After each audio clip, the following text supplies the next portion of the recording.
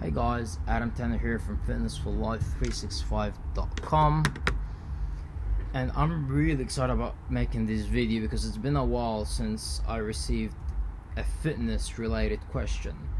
So for those of you who don't know, I'm a personal trainer, nutritionist, and a few other things.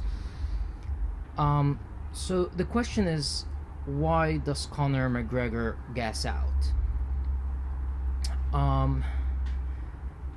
So basically this person was saying that Conor is very unfit and he can't keep up with anyone in the featherweight division or the lightweight division, which is absolutely not true.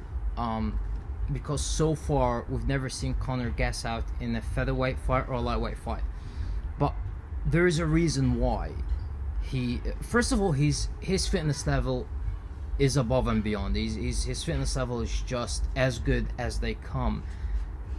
He's not an exception like his stand-up is. The exceptions are probably Ferguson, Khabib, Frankie Edgar. There's just a few names on top of my head. But he can compete with them when it comes to fitness. Nate Diaz, wow. Nate Diaz is probably put number one. He's a triathlete after all. But Conor McGregor went 3 rounds with Max Holloway, and he was keeping the pace that he always keep, and he did not get tired. What's the difference? It's very simple. The most thing that requires oxygen in the body is the brain. Look at him against Nate. He didn't really look that tired. The second he started to get hit, you can look at his face and how his face changes. Like, okay, I'm in trouble. This is when he started to breathe very heavily, and because he got anxious, his brain started thinking and worrying about the outcome, and he just ran out of energy. First of all, I'm not saying that this is a fact and that what happened, but this is how I am analyzing the situation from years as a professional athlete and as a personal trainer. I don't usually specialize in stamina. I'm more specialized in strength and conditioning, but still it's really related to it. Like, I don't train people to run marathons and things, but like, I still studied it, and I'm telling you guys, it really is that and if you mentioned the Floyd Mayweather thing, I just watched a video of the whole fight. Not the Showtime thing, just actually someone had a video camera and was just filming the whole thing, and you can look at Conor really failing to land a clean punch on Floyd, and that's mentally exhausting. That's really mentally exhausting, especially when someone starts hitting you back. So he went the same pace with Max Holloway. 3 rounds, did not get tired. And if you're going to say the Chad Mendes fight, with Mendes, he was on the ground getting beat up, and he was looking up to Mendes and was like, "Pussy, is that the best you got?" It wasn't phasing him. He wasn't worried. He didn't think that Mendes is a threat, and this is why he did not get tired. And he keeps saying after his fight, "I swear, Joe Rogan, I can go all day," and I'm sure he can when he's winning. But the second he's under attack and he starts, worrying and stressing, that's when he starts gassing out. It's your brain. It has nothing to do with, and this is why I don't understand why his coaches are targeting the wrong thing. How could they not see it? There's also this question that I got about Conor McGregor fitness program, saying going from not being able to last 2 rounds to lasting 5 rounds as a triathlete, and he apparently was selling it for a huge amount of money. And I did see it when it first came out. It was after the Nate Diaz fight, and I lost a lot of respect. I'm a huge Conor fan, but I lost a huge amount of respect when someone like him would advertise for something fake. It's not true, and he did not change. His fitness level did not change. And if you look at the fight, he started getting tired when he started getting hit by Nate. He slowed his pace, starting to get hit, starting to get worried, because he's going in and he's throwing all these punches, and this guy is not getting knocked out. He's starting to worry, okay? Like, he doesn't know what to do. Also, when they got in the clinch and he felt Nate being a lot bigger than the first fight, that's something also that got to him. So these are things that we really need to keep in mind. I think his fitness levels, I still don't think it's anywhere close to Nate Diaz. I don't think anyone has a fitness level close to Nate Diaz, alright, and can keep the pace that Nate does. But yeah, it's the same thing with Conor, because he was pacing himself against Nate the second fight, and yet he got tired. The explanation for it is very clear. And when he survived the second round, I can't remember which round was it. Was it the third round that he really lost? And you can tell he was circling around, and he looked like he would never be able to go a second after that. And yet he came back in the fourth round and got himself a second win, and there's no doubt that he won round number 4. There was no argument there. But the reason is because he relaxed. He went out and he just relaxed. When he was there, just too much pressure, too much stress. I'm worrying. The guy's career was on the line. Losing twice to Nate Diaz is not... It was probably going to end his career. Because after that, he would not get the lightweight title fight. I would have to fight against Edgar. I still think he beats Edgar, but Edgar is a very tough fight.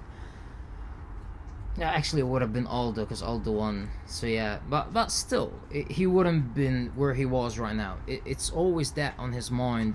And I'm serious. Like, look at the examples with Max Holloway. Conor should be less fit at 145 than 155.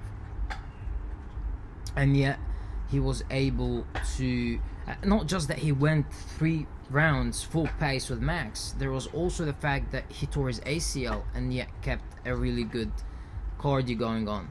So I truly believe that this is the reason why. And when it comes to his program, guys, his fitness level did not change. His fitness level never changed. It's always the same. Against Eddie Alvarez, he did not look tired at all. He did not seem like he's gonna gas out if you went 20 rounds with Eddie Alvarez. But the thing is, there was no threat. The guy was walking through him. Absolutely walking through him. I think I can actually help a lot with that. That this is something that you encounter, and I faced that, and I could not. I had zero explanation for it. I was always training and like for 5 hours straight at a very high pace, and then when I go to a football game or anything, I don't know. I guess out within 5 minutes after 1-2 sprints, and I didn't have much of an explanation to it. And then I started looking into I studied my psychology degree actually, and I started looking more into the human brain and studying neuroscience and whatnot. And then I realized that, damn, like, stress can really kill you. It's way too much. What happens up here is...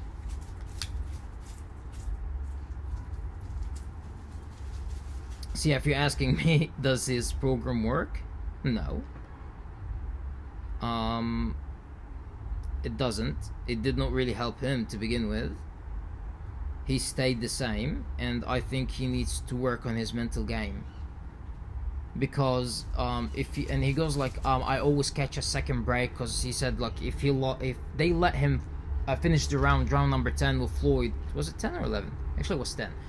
He would have came back, and I agree, he would have came back. But the thing is, you wouldn't have catch your breath and came back. That doesn't happen. It never happens like that. You will get more tired when you sit down and rest and you go for another round.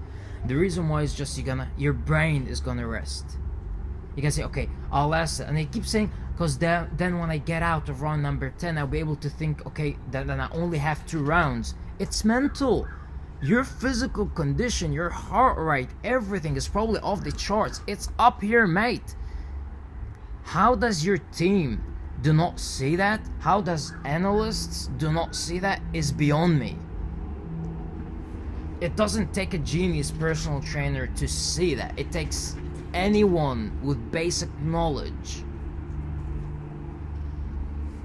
So yeah, Nate is the only one that was able to hit him on the feet, and was very hard to be knocked down. And this is why I keep saying I don't think Ferguson is a threat to Conor, because Khabib has 10 times better chance of taking Conor down. Actually, no, I'm gonna make this as a separate video. Why I'm writing off Tony Ferguson from Khabib And by the way, people accusing me of writing him off, I never wrote him off. I always said he always have a chance of stealing that submission against Khabib, so I never really wrote him off. And I also said he can always catch him with an elbow. I just don't see it happening. That's not writing him off. That's just saying I don't see it happening. But it can happen. If I said it's impossible to happen, that's me writing him off. But I'm really not. I'm gonna make that video separately though, which I'm gonna talk about why I don't really think Ferguson is a threat to McGregor or Khabib. He can win, but I don't see it happening.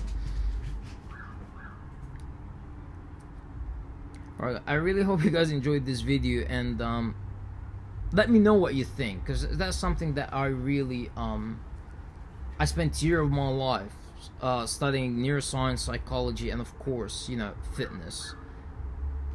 Not just talking about it, I actually do have degrees in those areas, in those fields. But let me know, do you think I'm right or wrong? And go look back at what Conor always say. It's like, I would have catch a second win, I just needed to get out of there. Anyways, because circling around, usually you can take a breath, but like, you know, whatever, you can catch your breath there. But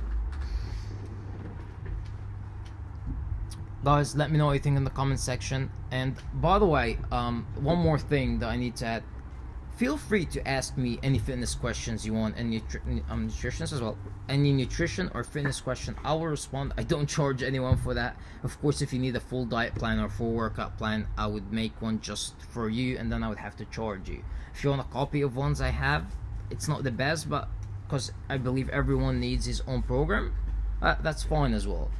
But any questions you have, even if it's a series of questions, just feel free in the comment section, or on my Facebook fan page, Fitness for Life 365, or Instagram at Fitness for Life 365, and I would respond as soon as I see it. So